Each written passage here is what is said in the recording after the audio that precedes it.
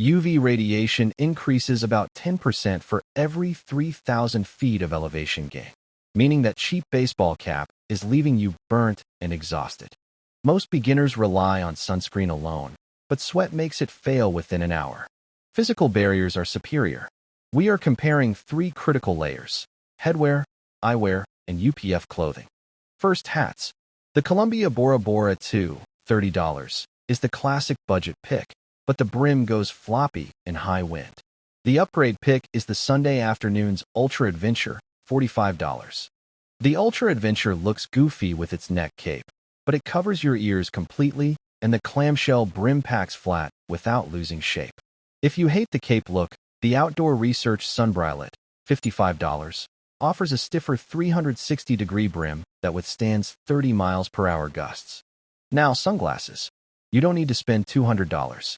Goodr, $25, and Knockaround Premiums, $35, are polarized and stay on your face. They are excellent value for 90% of hikers. However, cheap lenses just make things darker.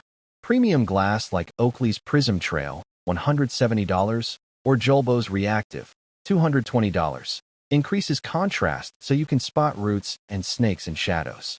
If you are hiking above the treeline or on snow, you need to understand VLT, visible light transmission.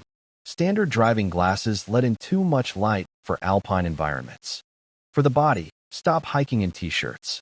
Sun hoodies like the Outdoor Research Echo, $70, or Black Diamond Alpenglow, $95.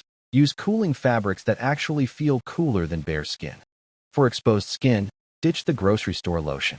Use sport-specific mineral sunscreens like Zealios or Blue Lizard. They don't sting your eyes when you sweat. Here is your Weekend Warrior budget kit. This covers all bases for under $75 total. The Goodrs are disposable if scratched, and the Columbia hat is indestructible. And here is the Alpine Pro kit for high-exposure environments. The Julbo lenses adapt to changing light, and the hoodie replaces greasy sunscreen on your arms.